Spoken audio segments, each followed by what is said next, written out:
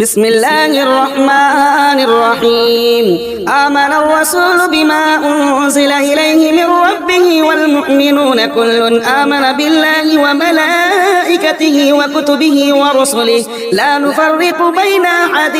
من رسله وقالوا سمعنا وأطعنا غفرانك ربنا وإليك المصير لا يكلف الله نفسا إلا وسعها لها ما كسبت وعليها ما اكتسبت ربنا لا تؤاخذنا إن نسينا أو أخطأنا ربنا ولا تحمل علينا إصرا كما حملته على الذين من قبلنا ربنا ولا تحملنا ما لا طاقة لنا به واعف عنا واغفر لنا وارحمنا أنت مولانا فانصرنا على القوم الكافرين